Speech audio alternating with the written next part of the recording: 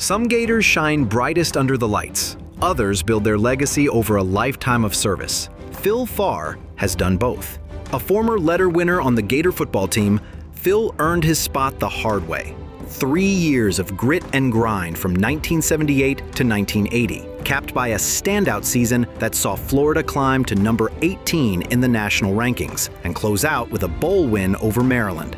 But Phil's greatest impact came after his playing days, when he traded the field for a front row seat to building something even bigger.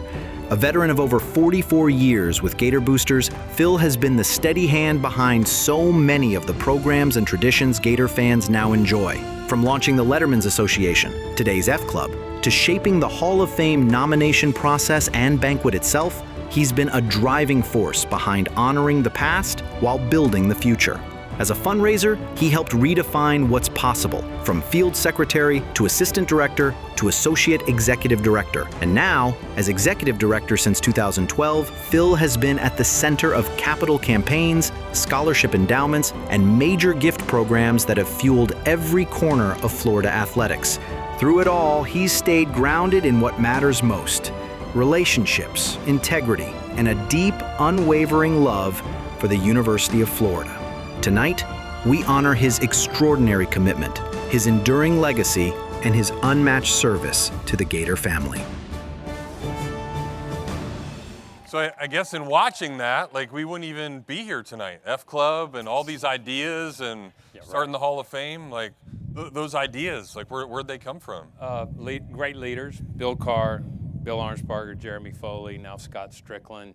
None of this stuff happens without a vision. So I'm just been fortunate to be a jockey on the back of secretary for a long, long time.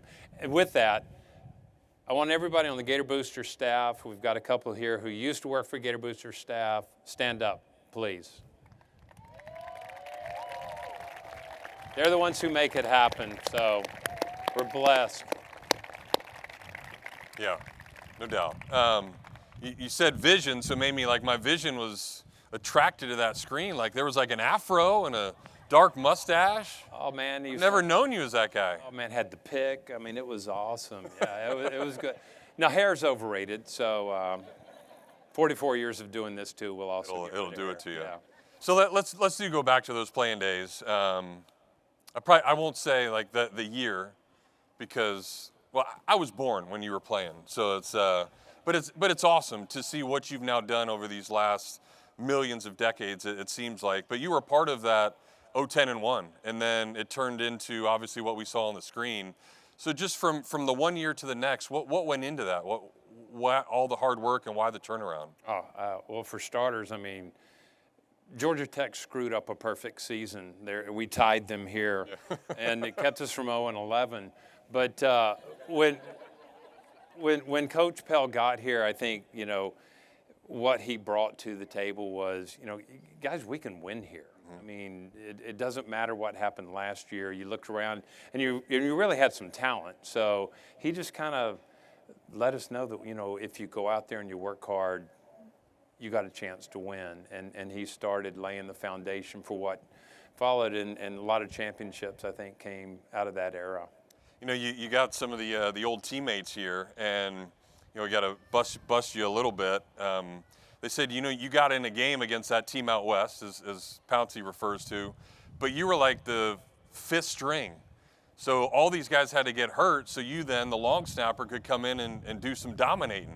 Oh, yeah, I was really good. Marquise, holy smokes. I mean, yeah, I've lost about 120 pounds, too. Was really strong.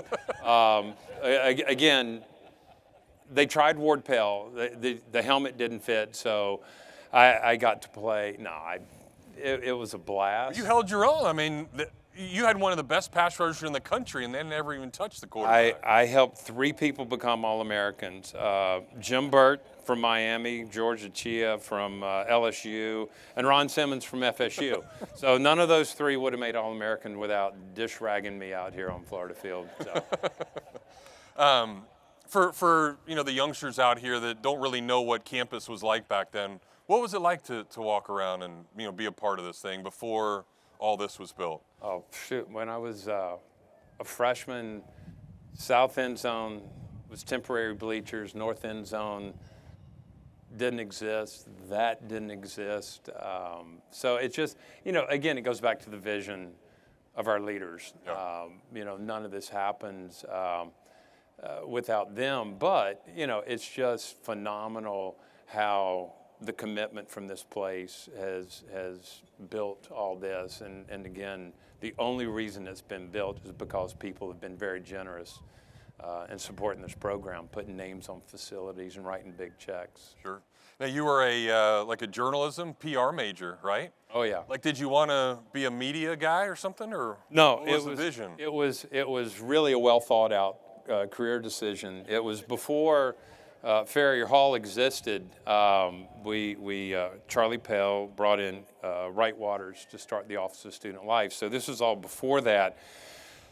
So when I had to declare a major, you got a catalog, and it had every college and every degree offered, and I started at the A's, and I went to the B's, and I got to the, and it took me to J, journalism, before I found something with 4 hours of a basic math. So again, it worked. I mean, so I got my addition, and it was not very well thought out. No, and he's exactly right. We had journalism majors, one math class. That was it. So it was perfect. Brilliant. To be able to do it. And then, of course, you start working for Gator Boosters. Like, what'd you do when you first walked into that building? Well, I had to find the closet that was my office. Honestly, I had no idea what Gator Boosters was. Coach Pell came to me, asked me what I was doing after graduation. I was looking for a job, and he said, there's a position that'll open up. They're looking at filling with Gator Boosters. At the time, it was Gene Ellenson, Judy Kinsler, and Gwen Delaney.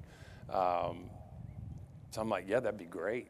And so I had no idea what Gator Boosters was, so I had to find that out, and went down and interviewed with Warren Kaysen down in Tampa, and came back, and Charlie said the next day, if you want this job, go ahead and give it a shot. So it was I either love Charlie or hate him for that opportunity. No, it's been fantastic. Sure. And, you had everybody stand up, but it's, I think what's special is every time I walk in that office or around that staff at events, they're like, I know it's like a second family to you. So, it's got to be pretty special just to show up every day with that group around you. No, there's no question. People talk about their work family, and I'm so blessed to actually have a work family where everybody does, they pull for each other. Everybody's successful because everybody chips in. So it's a blessing. I think, too, you've gotten to be a part of so many national championships. I mean, even just the ones here tonight, so many. Just to travel around that, be a part of those, see and interact with some of these athletes, like that has to be cool. I mean, just to have those conversations of, hey, you're talking to somebody, and then maybe 2 weeks later they're off trying to win a gold medal or things like that. It's got to be pretty special. Oh yeah, it's awesome. Again, just to look at the talent that's come through this place and that's going to continue to come through this place. It's something that I could never have imagined as a kid. You've gotten to bring so many gifts here to what Florida now is. So, like, you now get the gift of being a Hall of Famer. Like, when you found that out, what did that mean? It's embarrassing to look at all the talent that's going in. It's incredibly humbling, and the embarrassing thing is it's because of what a lot of people have done and a lot of people's generosity. So that's why it's embarrassing but humbling. You got a Gators Masters tie there, which is really sweet. Are you going to be embarrassed if I ask you what you've shot at Augusta? 86, 85, and 84. Look at that guy. Look at you. Atta baby. Let everybody know who's here tonight and give them some shout outs. My awesome wife, Taryn. I've got brother, sister-in-law, sister, nieces, nephews, the Frosts, the Farriers, the McLarens, the Williams. I've got so many family here, but again, I've got my birth family, who I love dearly. I've got my marriage family, and the family that I've been blessed to get with. by working here. So. And he's got the coolest socks of the night, everybody, to sport it out. Well, Phil, you know, it's been tremendous, all the decades that you've given to this university, and you know, from those playing days where there was none of these end zones to all the stuff you've helped build this. I know you probably sit here and look around and just probably smile at times. I'm sure. It's awesome. Yeah, it's awesome. This is an awesome guy, Phil Pharr, and now a Hall of Famer, everybody.